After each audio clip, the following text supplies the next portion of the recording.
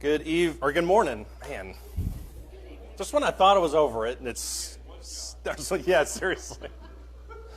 The next 3 hours are just going to fly by for everybody, obviously. Good morning to everybody. As you can tell, we're going to be in Hebrews, so go ahead and open up to that. We're going to be covering specifically Hebrews chapter 1. That's going to be the focus of the class this morning. I'll stop for just a second. Did you stare at me? Because that would be rude if you... I know you didn't say anything, but nothing. We're going to go ahead and begin now. We did the intro last week. We'll cover a little bit of that as we start this morning, because Hebrews 1 is not, surprisingly, is not that dense, I don't think. I think it's relatively self-explanatory. There is quite a bit that we need to get into in terms of depth, but there's really only kind of one subject that he covers in Hebrews chapter 1, as you can tell from the title of the class. So we'll get into that a little bit more in just a second. Before we start, though, I'll ask Brandon to lead us in a word of prayer.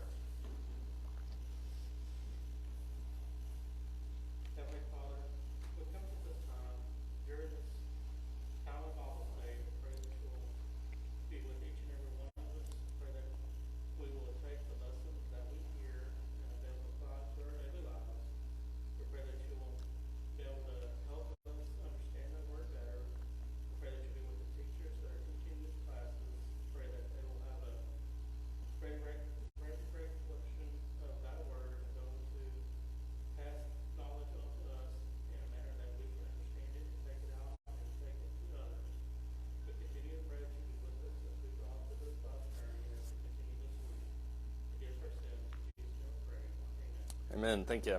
So let's begin by kind of just talking in broad strokes. I don't know why I was about to say broad scopes. That's not even a phrase. Let's talk just in kind of broad strokes real quick.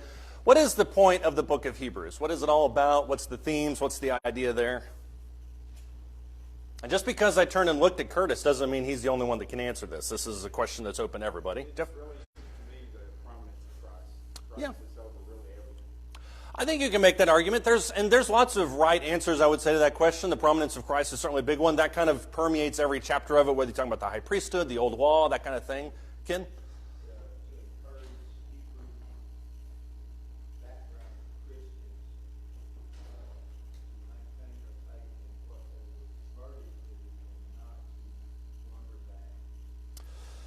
Yeah, the idea of drifting, I think, is all throughout the book of Hebrews. We mentioned there's a few times in Hebrews where he says, don't drift away from this, don't kind of mosey on back, as we would put it in Texas slang. So I do think that is a big issue. The idea mainly is to push towards the cross and not just kind of apathetically drift back towards nonsense. I do think that is a real danger for a lot of those people, so it's worth looking at. Yeah.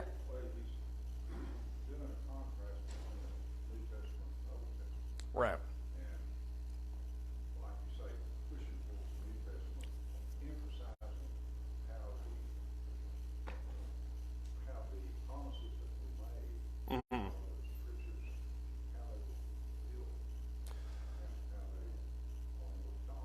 Right. That's true, too. I mean, you talk specifically now, Ken mentioned about Jesus. You're talking more about the Old Testament prophecies and how they're fulfilled throughout Jesus. And I think that's true, too. I would argue, and this is, I don't know if this is a hot take or not, but I would argue that a lot of the Hebrews probably didn't have a hard time with these concepts at large. But I think one of the big issues is kind of being convicted of them. That's what we talked about last week. And it's this idea of kind of being so sure of it that you have no doubt as you move forward in your life. Curtis?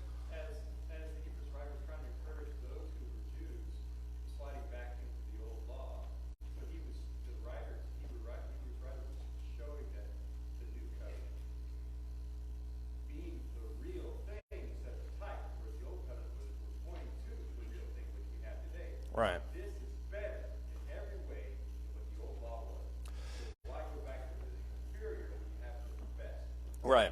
And that's a buzzword, too, that you see throughout the book of Hebrews, which is better. It's the idea of a better covenant, better law, better priesthood, that kind of thing.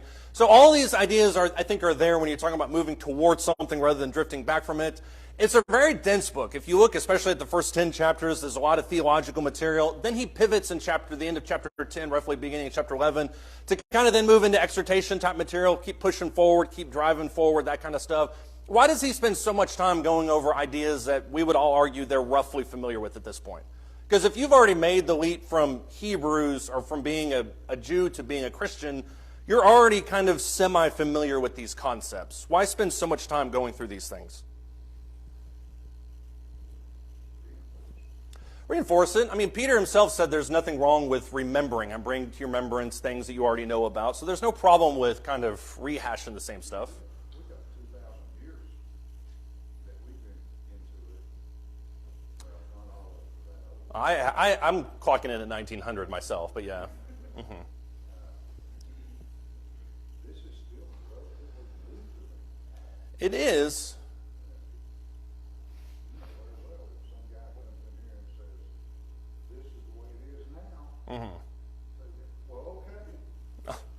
Well, I hope we wouldn't just say okay and move on forward with whatever they're teaching. But, yeah. Yeah, if somebody came in and started speaking about things that were unfamiliar to us and they were able to verify it through miracles and they were able to definitively prove, if there was no question as to its authenticity, we'd still have an issue kind of pushing forward with it because it is very new to us. So I do think that's, a little bit what we were talking about. I think also when you look at the kind of the devil's advocate to that statement, we're new or they're new in terms of Christianity, but we don't really have a lot of the Hebrew background that they do, that foundation. So when he talks about the law and the Old Testament, these types of things, these are things that are very familiar to them, not so familiar to us. So I think it can kind of go both ways if you wanted to.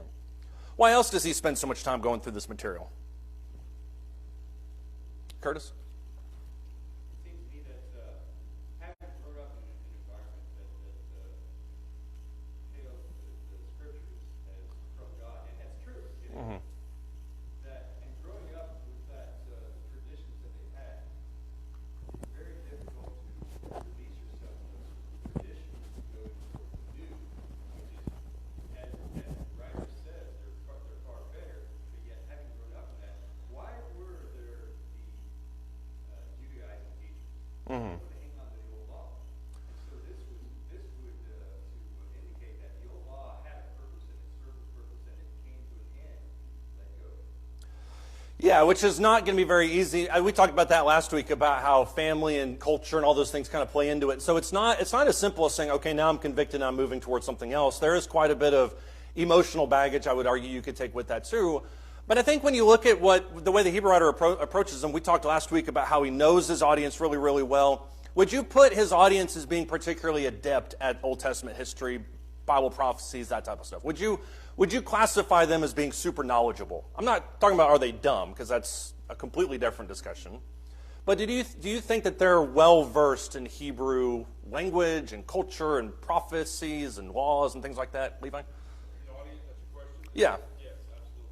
I would say that yes. Okay, you not only, I was about to disagree with you, you got two head nods, so I'm kind of rethinking my statement as well. Go ahead. Okay, so I'll flesh that out a little bit. Now that I put myself on the spot, the gospel writers, is it Luke? Is it Luke that every time he mentions a Jewish custom, he explains the Jewish custom? Which one is it? You got a 1 in 4 shot of getting it right. I think it's probably Luke. My mind goes to Matthew because he did more with Old Testament stuff, but it could be Luke, yeah. I'm struggling to remember which one, but the point is, they don't all do that. One of the some of the gospels are written in a tense that, okay, he starts mentioning genealogies and stuff. Right. That is Luke, yeah. That's the genealogy aspect of it. As a Gentile, if I'm a Gentile reader, I don't care anything about that. Yeah. I don't know anything about these people. It means something to a Jew. But some of at least one of the Gospels is written in such a way that it expects a non-Jewish audience to read it. And such. Yeah. With this is that so whenever the writer of said Gospel would mention a Jewish custom or a feast day or something like that, it would Right. explain why the thing because they didn't expect the reader to understand. Yeah.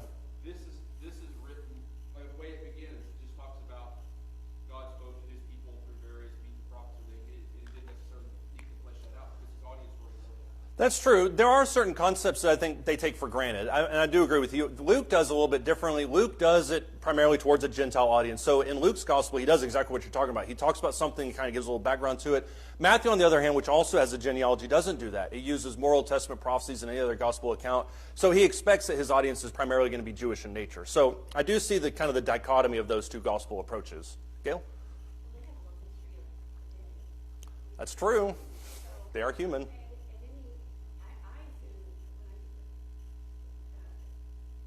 Catholics, often they are told rather than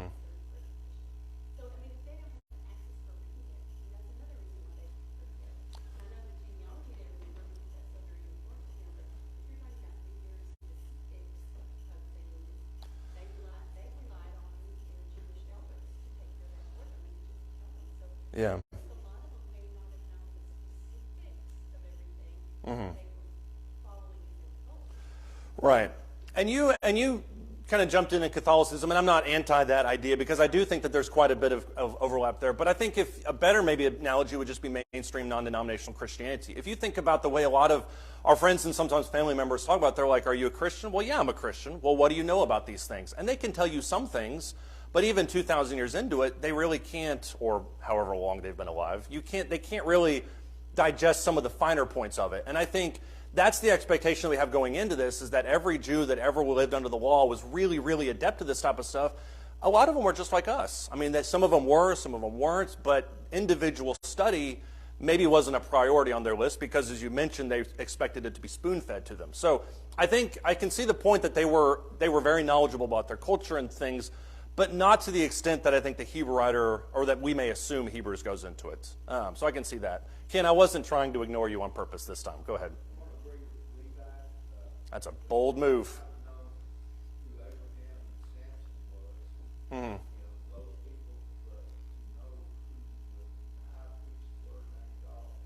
Yeah.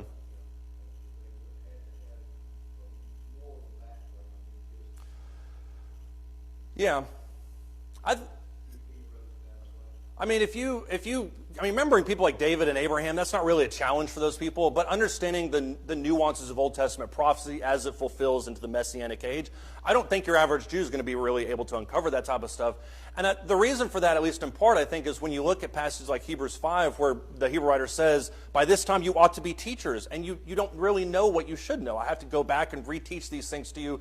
He's addressing this knowledge gap that they have, where they know about the law, but they don't know the finer points as it relates to Jesus. And the reason this book, in my opinion, is written is to address that and give depth to their faith, because he mentions basically the gist of chapter 12 and a lot of chapter 11. You're going to undergo persecution at the end of this. And so you need to be rooted really deep in order to have the faith that can carry through those persecutions. So that's my understanding of it. They're adept, yes. They're knowledgeable, yes. But not to the level that they need to be to go through persecution. That's my argument. Does anybody have any thoughts or comments? Or does anyone else agree with Levi? Well, made a great point, by the way. I don't mean to minimize that. And I like that. I think that it's good to have lots of different ideas. Let's look at Hebrews chapter 1. In my opinion, you can kind of boil everything in Hebrews chapter 1 to these first few verses. And we'll spend arguably the bulk of our time in these first couple verses. It says, God, after he spoke long ago to the fathers and the prophets in many portions and in many ways, in these last days has spoken to us in his Son, whom he appointed heir of all things, through whom also he made the world. And he is the radiance of his glory and the exact representation of his nature. He upholds all things by the word of his power. When he had made purification of sins, he sat down at the right hand of majesty on high, having become as much better than the angels as he has inherited a more excellent name than they. What does the Hebrew writer say in those first 4 verses? That is a broad strokes question that we could spend the next year discussing. But what does he say in those first 4 verses? We started out, he spoke to the fathers through prophets. Right. Many meetings, actually. Right. But now it's pointed down to there's only one spokesman now. Exactly. I guess that is a way to take that and kind of boil it down to its most kind of simple, uniform fashion. The idea that God speaks to all of us, or used to speak to everybody in dreams and prophecies in many different ways. We're actually going to discuss dreams. That was one of the questions that was brought up for Q&A night. That'll be this Wednesday. But he spoke to them through dreams, through visions, through all these different types of things. Now he speaks to us through what? His Son, exactly. Why is that an important concept? And there's lots that you can kind of take with this, but that's arguably the most central idea. There's unity for sure, yeah.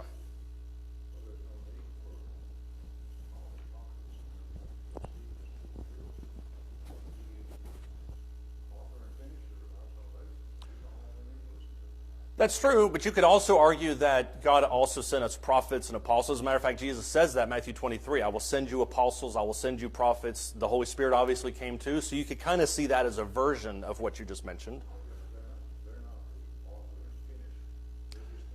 They are not, but the prophets of old weren't really the author either. They were just the carrier. So I think we're agreeing, and I don't know. Okay, yeah. That's not surprising. Yeah. Right. The others were just delivering the message till he got there. Right. And after him, they're just messengers. Yeah. And that is a big issue in today's world because there are certainly religious groups that view Jesus as just being another messenger. I can think of Mormons for one. I think Jehovah's Witnesses to another extent. And certainly Islam views it in that way. So there are certain religious groups that view Jesus as just being another link in the chain, which this adamantly says that it's not. Curtis? This passage clarifies just where Jesus stands before all. Right. He's the preeminent one above the angels. Right. And it also declares the directness with which God speaks to us today, not merely through agents, Right. but now through his Son, who is equal to him, who is God. Right. Now, if you look at that, he speaks to us by his Son. The word his is supplied by the translators to help clarify. When we see all the words in the italics, Right. it indicates to us that these are supplied by the translators to help clarify Mm-hmm. of the passage. And so as we look at it, he speaks to us by his Son. Mm-hmm. He speaks to us by his Son. It's the method, it's the directness that's emphasized here. Right. Yeah, and that's important because it's not arbitrary. You know, if you have dreams, if you have visions, then you can have a little bit here, and that's the kind of the scattered nature of it. But if you have one direct message given through the Son, which gives it not only unity, as Sandra mentioned, but also authority, I think both of those things are in play here. And I think you can also make a side point that to this generation, he may very well have been speaking to you through the Son that you saw. So obviously, that's not the case for us in today's world. We're 2,000 years removed from that. But there's a chance maybe some of these Jews knew Jesus, you know, directly and interacted with him. So I think there's a few meanings here, but regardless, it all funnels into the authority that Christ has that nobody else does. Ken?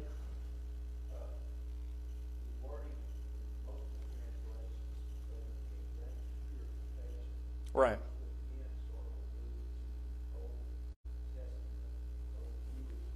Mm-hmm.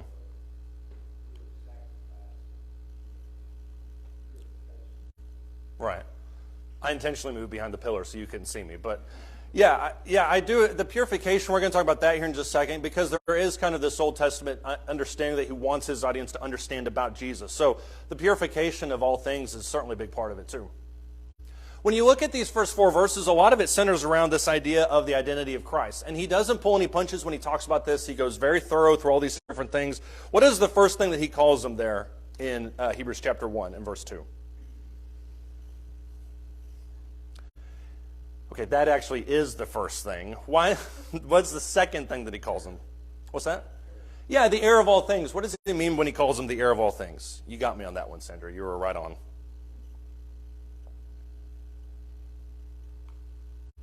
What does it mean when he calls him an heir? Logan is my heir. Don't tell Levi and Hannah. But what does that mean when you have an heir? That means they get all the stuff. Yeah. I'm the third born, so I'm getting pretty low on that totem pole. But what else does it mean if you're an heir?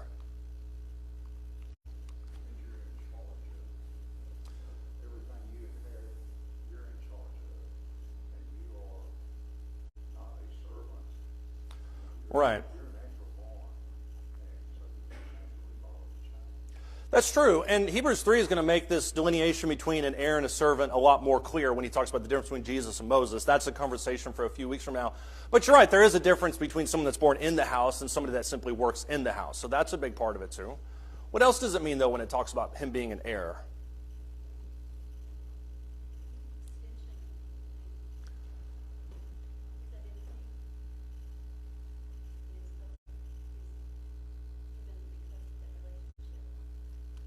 The trouble that you're having right now is the trouble all of us have with this idea because it can be kind of confusing because you don't want to talk about Jesus as being a replacement to the Father. You don't want to talk about him necessarily being a different version of the Father. So it's kind of hard to find the right words to describe it.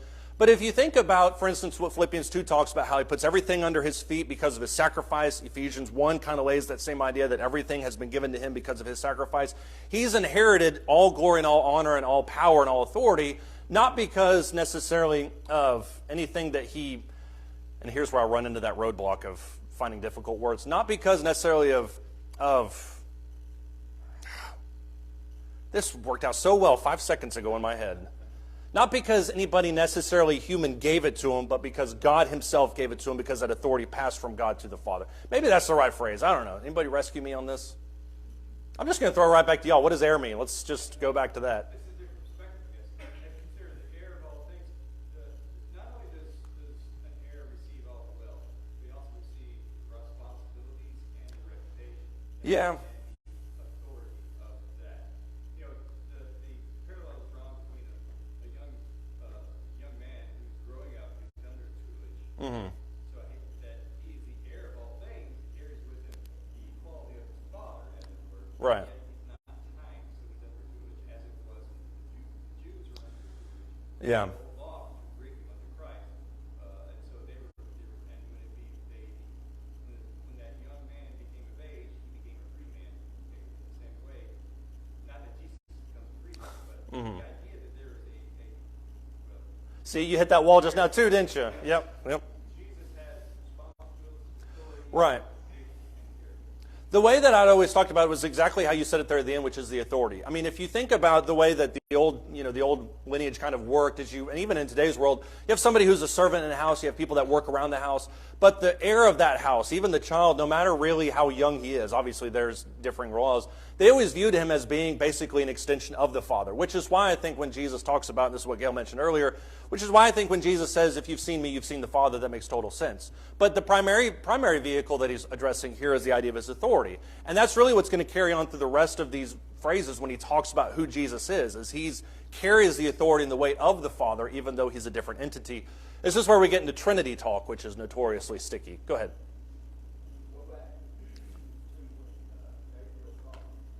Mm-hmm.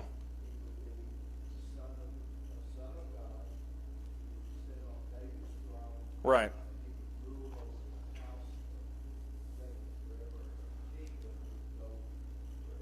Right.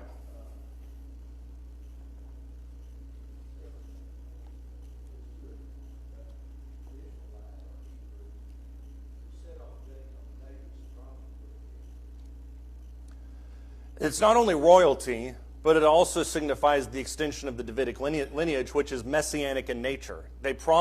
Psalms promised that the Messiah would sit on David's throne. So there's no question if that's used in reference to Jesus, what they're talking about, especially the Jews. Yeah. Sinner?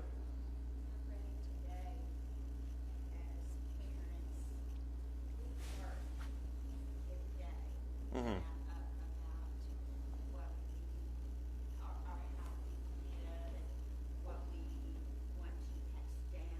Right. Children, not necessarily physical things, but spiritual things.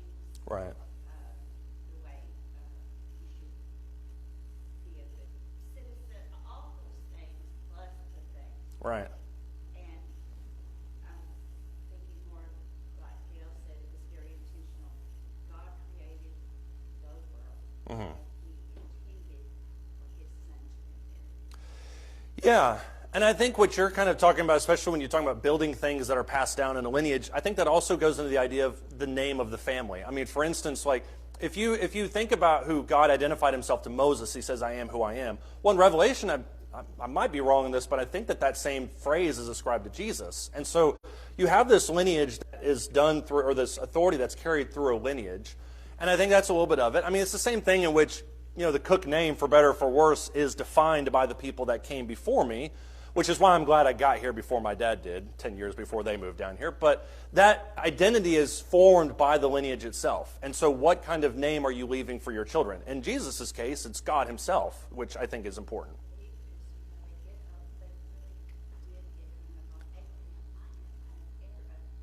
Right. I'm Abraham's son. Yeah. And these scriptures are teaching them to, you pay attention, this is my son. Right. You listen to him. Right. That's the word, not Abraham. Right. Not Moses, not anyone else in your lineage, but my son. Yeah, and in Hebrews 2, he's going to reference 2 Samuel 7:14, which says, this is my son in whom I'm well pleased. It's, I will be a father to him and he will be a son to me. So he's going to reference that. But I think when you're talking about the deity of Christ, which what Hebrews 1 really encapsulates is how Jesus is God, then you can use it in that way as well, that he is God's son. And everything that means, that's true as it applies to Jesus. Right. That's true. Right. That doesn't mean that we will be God, but it does mean that we will be heirs in a similar way. Just as Jesus inherited glory, we will also inherit a different kind of glory.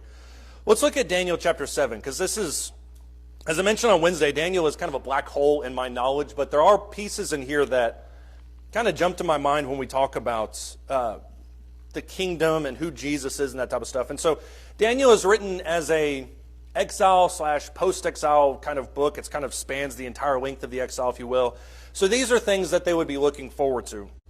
And in Daniel chapter 7, starting in verse 13, it says, Daniel kept looking in the night visions, and behold, with the clouds of heaven, one like a son of man was coming. And he came up to the Ancient of Days and was presented before him. And Ancient of Days is used in Daniel as talking about Jesus, to my understanding.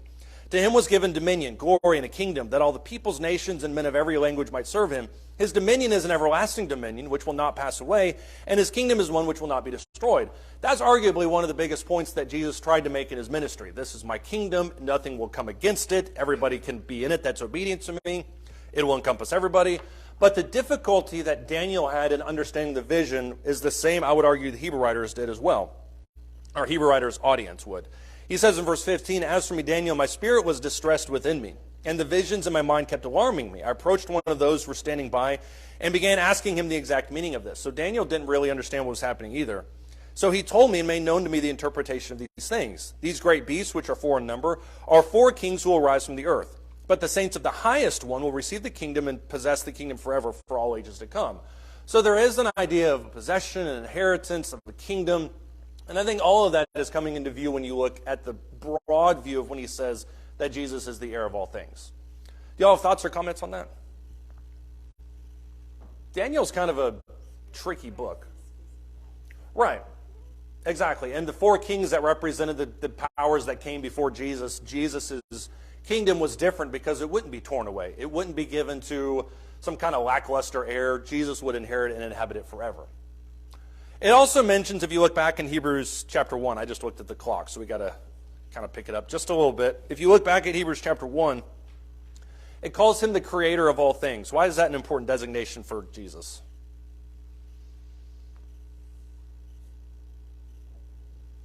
What's that? Authority, for sure. Why else is that an important designation? Curtis?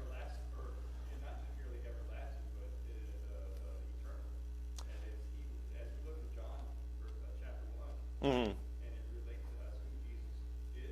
Right. And he is God who was involved. Everything that was made was by him through the Lord. You just quoted what I was looking for right now. In Colossians chapter 1, in Colossians 1, 15 through 20, he mentions that exact same thing. That everything was given to him. He created all things, and all things live and exist and move through him. I think the way sometimes we conceptualize that is in terms of physical creation. We look at the world and say, well, the plants and everything moves, and the skies, only things move through Jesus. And that is true, but what do you think the Hebrew writer is getting at when he talks about that? Is he talking purely in physical terms? I'll go back to Hebrews 1 now, since I don't need to read Colossians 1, but I appreciate you quoting it. Let me ask you this. When Hebrews talks about Jesus as being the author and the finisher of our faith, when he talks about him being the propitiation, when he says that he stands always ready to make propitiation for our sins, is that a passive or is that an active role? I think some of it can be, salvation is taken care of. We have the path available to us, but the propitiation for our sins, I think, is still something that's very active. The remembrance of our work that he talks about in Hebrews chapter 6, God will always remember the sacrifice that you made. I think that's still a very active thing. And so when we talk about Jesus being the creator of all things, certainly at the point of origination, that is true, that he existed in Genesis 1 with the Father, with the Holy Spirit. But Colossians 1 goes into more detail to say that everything lives and moves and has their being. And Hebrews denotes a very active type of Messiah, not somebody who died, was buried, resurrected, and is now taken the day off. It's somebody who still is very present and very active. And I think that's an important understanding for that. Thoughts or comments? He is God, yes, but he's an active God. He's not a dead God, and I think that's an important thing for them, especially from a pagan mythology. Yeah. I know there are some groups that want to look today at Jesus. Right. How would they get around this? He created everything. I'm trying to think. I think in Hebrews 12, he talks about him being the firstborn of all creation. And I think the way they get around that is they say he was the first created thing and then through him created everything else. I don't know for sure. My understanding of Seventh-day Adventist theology is kind of sketchy at best. But I do agree that there are religious groups that view Jesus as being the first created thing and then everything comes through him, which, for lack of a better phrase, neuters the power of both Jesus and the Father, if that's the connotation that you believe. And it also exalts humanity to being on a level with God that is not appropriate for us. Yeah. Go back to the Gospel of John, Right. where the authorities, the religious authorities, demanded to know who Jesus was. Yeah. When he says, before Abraham was, I am. Right. And those people understood exactly what he was saying. Right. He was claiming to be God himself. Right. And they were looking at him. Yeah, and that's one of the only things that Jesus answered in that moment. I mean, he stood there silent for however many hours or minutes or whatever it was, but that's one of the only things that he mentioned.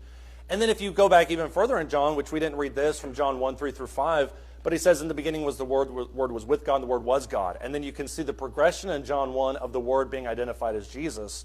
So there's no question that at least the Bible argues the point that Jesus was in the beginning with God, that he wasn't created by God, he was in the beginning with him. And I think that's an important thing too.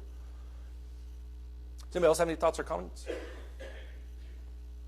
He also talks about, and we'll just kind of go piece by piece through this, he also talks about him as being the radiance of his glory.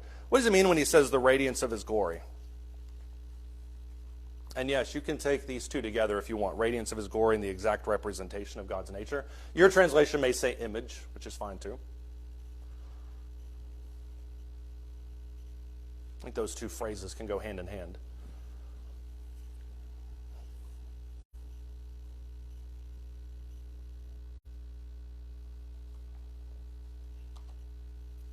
What does he mean when he makes that argument?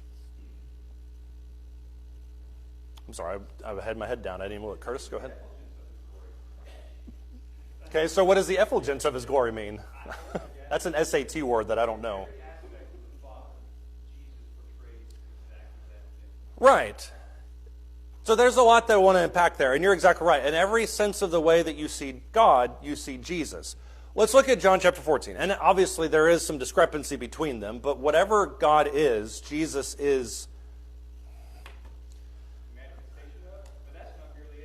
I like your word effulgence. We'll just keep with effulgence if that's okay. Yeah. I gather it means Jesus is exactly like God. Yeah. Jesus is God, but Jesus is like the Father. Right. And yet he submits himself to the will of the Father. Yeah, I agree with that. I certainly don't disagree with that. I think that's spot on in a lot of ways. Let's look at John chapter 14, because I think there are some moments where the apostles will ask Jesus, can we know a little bit more about you? He does that a lot in the upper room scene of John 13. This is one of them in John 14, starting verse 7. It says, if you had known me, you would have known the Father also. From now on, you know him and have seen him. And this is where Jesus kind of gets really deep into this idea. These are things he wants them to know before he's crucified. Philip said to him, Lord, show us the Father, and it is enough for us. In other words, all we need is to see God the Father. And now we'll have 1,000% clarification on who you are. That's not to display lack of faith. That's just them trying to give a little bit more credibility to what they already believe. Jesus says to them, verse 9, have I been with you so long, and yet you have not come to know me, Philip? He who has seen me has seen the Father. How can you then say, show us the Father? Do you not believe that I am in the Father and the Father is in me? That's, I think, what he's talking about here in verse 3.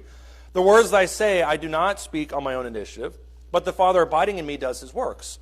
Believe in me that I am in the Father and the Father is in me. Otherwise, believe because of the works themselves. Truly, truly, I say to you, he who believes in me, the works that I do, he will do also, and greater works than these he will do, because I go to the Father. Whatever you ask in my name, that will I do, so that the Father may be glorified in the Son. If you ask me anything in my name, I will do it. If you love me, you will keep my commandments. Jesus kind of builds on this idea in 17, not in a public format, the high priestly prayer in John 17, but when he talks about the unity of God, he says, you and me and I and you, let them all see that we are one and that they would be one with us. So there's a big unity idea in John's writing.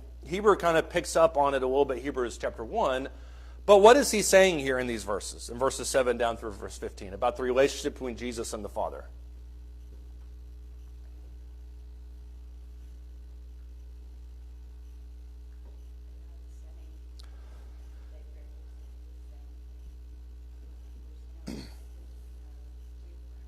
Right.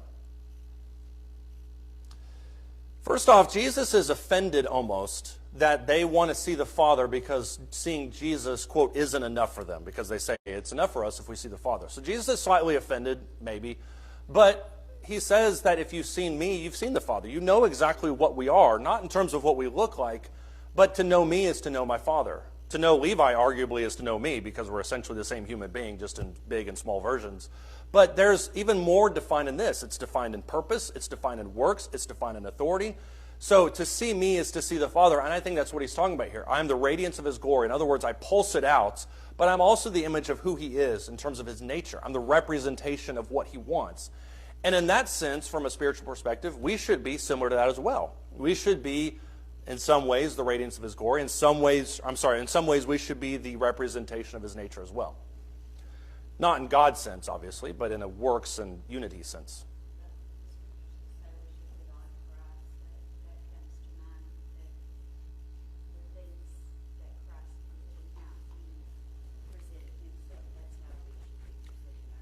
Right. Right. People should see us and see the Father standing right behind us. That's why I think when you look in Acts chapter 11, it says that they were called Christians at Antioch. That wording is very important because it doesn't say that they called themselves Christians. It says they called them Christians. They saw the Christians and saw what they represented and saw Jesus and God the Father being right behind them. Does anybody else have any thoughts or comments on that? There's a few other phrases that he uses in Hebrews chapter 1 that I think are really important, one of which is the upholder of all things. Everything kind of lives and moves and goes through him. His word is the thing that sustains the universe. He's also the purifier of sins there in verse 3. And then arguably the biggest thing that he makes mention of, which is what Hebrews 1 is going to be all about, which is the fact that he's superior to all the angels. That's almost a given by the time you get to verse 4. But why is it important to point that out?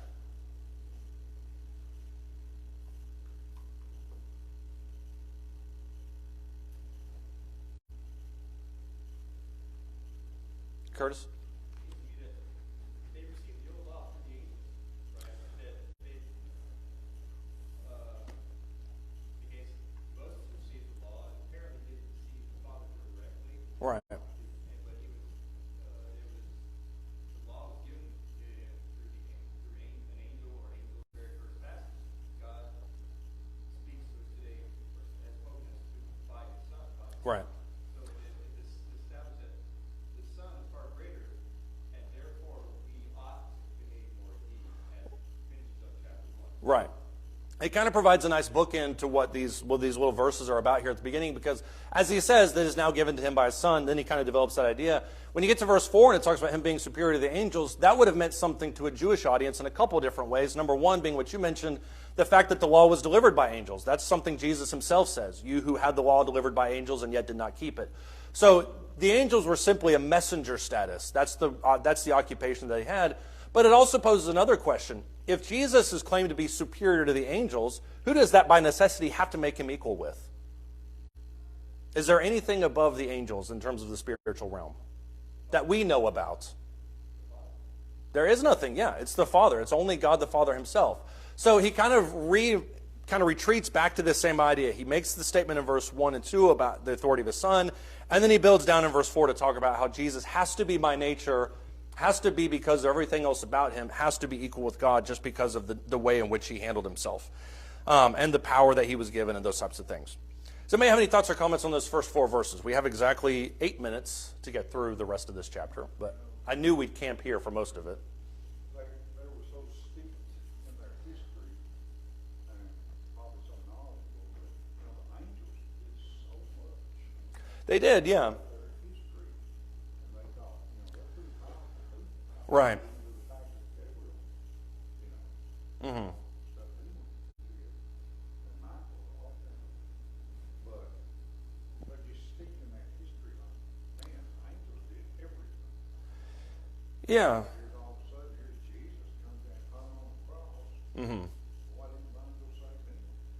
Well, that's what they challenged him at the cross, but yeah. And since but the angels didn't save him and all this, he's kind of pointing out to them that, yeah, he's still higher than that. Yeah, he didn't need to be saved. And Jesus himself even says to Peter that if I wanted to, I could command 10,000 or 10 legions of angels, not the song version, that's an incorrect number, 10 legions of angels to come down and save me and destroy the world. So he has the authority to do that, but he chose not to do it. Not that the angels didn't want to or whatever, but it shows that he has authority over them, for sure. Let's look at the rest of this chapter. Let's go back to Hebrews chapter 1. As he makes these statements in the first 4 verses, he spends roughly the rest of this chapter kind of building this out through Old Testament references, and that's something he does heavily in chapter 1, and then throughout the rest of the book, he would kind of sprinkle them in as it was appropriate. But look at what he says here in verse 5. For to which of the angels did he ever say, you are my son, today I have begotten you? And again, I will be a father to him, and he shall be a son to me. So there's once again that idea of lineage that we talked about earlier. And of the angels, who he says, who makes his angels winds and his ministers a flame of fire. So they're directly referenced as ministers. He makes them winds. But of the Son, he says, your throne, O God, is forever and ever. And the righteous scepter is the scepter of his kingdom. You have loved righteousness and hated lawlessness. Therefore, God, your God, has anointed you with the oil of gladness above your companions. You, Lord, in the beginning laid the foundation of the earth. And the heavens are the works of your hands. They will perish, but you remain. They will all become old like a garment, and like a mantle you will roll them up. Like a garment they will also be changed, but you are the same, and your years will not come to an end. But to which of the angels has he ever said, sit at my right hand until I make your enemies a footstool for your feet? Verse 14, are they not all ministering servants, sent on to render service for the sake of those who will inherit salvation? That concept is something in verse 14 is going to build on chapter 2, but the relationship between God and angels is different than the relationship that he has with God and the Messiah. And that's an important concept. Because even if you don't recognize Jesus as being the Messiah, the point here is that the Messiah, as it is higher than the angels. So whoever you believe the Messiah to be, he's arguing, he has to be by nature higher than the angels because of the prophecies in the Old Testament. So that's a big part of this. Obviously, Jesus is the Messiah. There's no question about that. But the role that angels have and the role that the Messiah have are two totally different things. Does anybody have any thoughts or comments on that? I love how he uses kind of this rhetorical arguments. He mentions here in chapter 1 and verse 7, of the angels he says, who makes his angels winds and his ministers a flame of fire. That is referenced in Psalm 104. So go back to that real quick.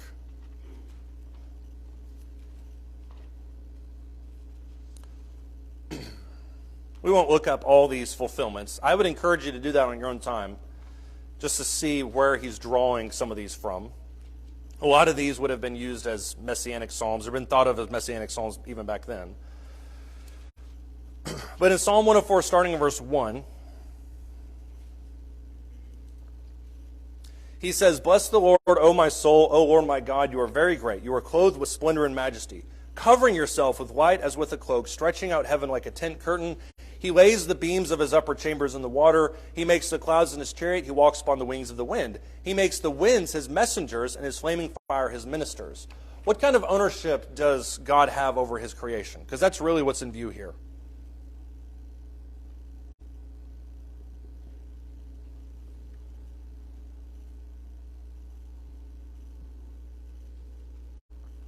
How does Psalm 104, the first 4 verses, talk about God's relationship with his creation?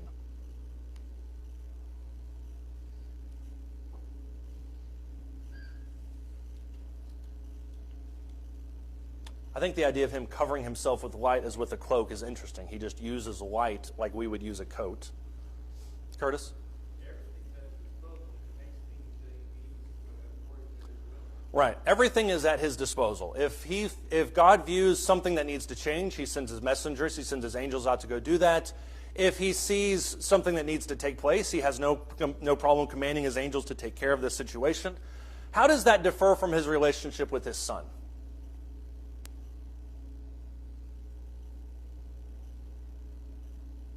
How does God's relationship with the angels differ from his relationship with the Son? Or is there any difference?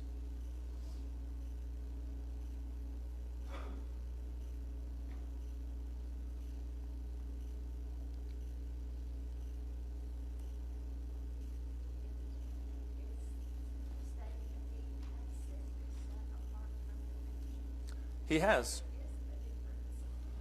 There absolutely is a difference. There's no question that there's a difference. And I think if you're an average Jew reading this, you probably don't make that connection off the top of your head because you just kind of read and read and read and you think and you study. But to think about the Messiah as being different from angels in the way that God addresses them is not always a point that we would make. It's certainly something the Hebrew writer makes here. And that's what he's doing here. In chapter 1 and verse 7, he says, this is the way God talks about his angels.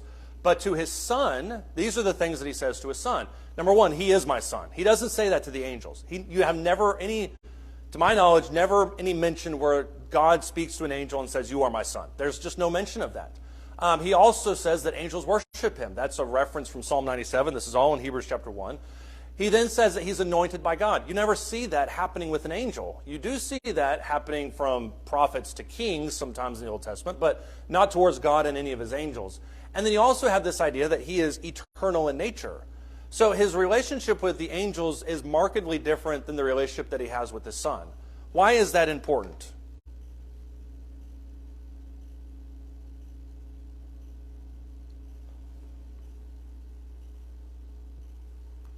Why is it, I guess to phrase that a different way, why is it important that Jesus is not an angel? Or simply an angel, or whatever.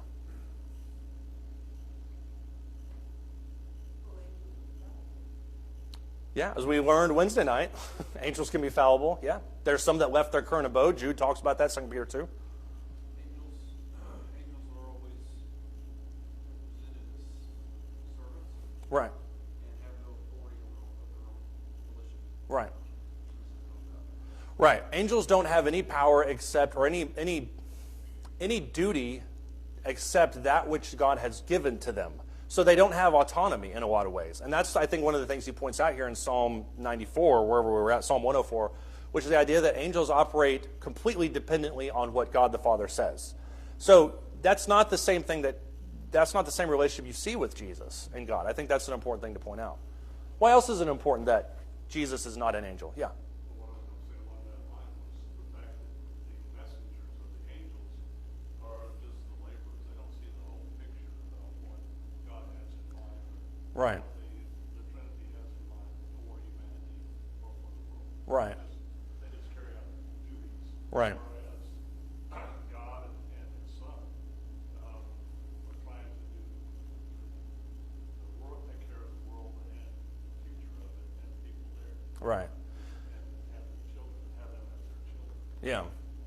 An angel cannot be the author and the finisher of the faith. Because number one, an angel doesn't say anything unless God gives it to them directly. Number two, a sacrifice of an angel doesn't cover anything.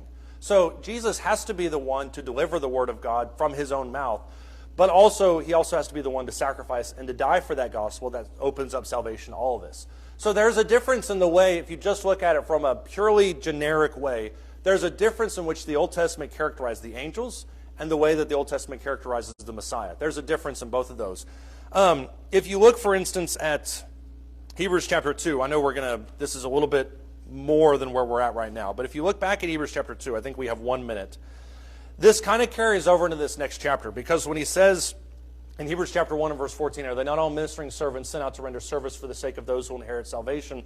The idea behind that is that the word that's delivered by Jesus, because it comes straight from God himself, because he is God, is definitively more authoritative than anything an angel could deliver, because the person that's delivering it is much more authoritative. He says, for this reason we must pay much closer attention to what we have heard. This is Hebrews 2, 1 through 4, so that we don't drift away from it. There's that idea of drifting. For if the word spoken through angels proved unalterable, and every transgression and disobedience received a just penalty, how will we escape if we neglect so great a salvation? After it was at the first spoken through the Lord, it was confirmed to us by those who heard. God also testifying with them both signs and wonders, various miracles, gifts of the Holy Spirit according to his own will. If God is the one delivering the message, then it's by nature more authoritative than if an angel delivers it. It's the exact same situation.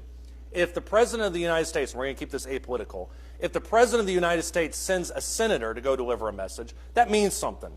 But if the President shows up to deliver that message, it necessitates a higher authority than just if a senator showed up with it. And I think that's a little bit of a modern spin on what we're talking about here. The word delivered by angels proved unalterable and steadfast and carried a penalty. So how much more will the word delivered by God himself prove unalterable and deliver a penalty?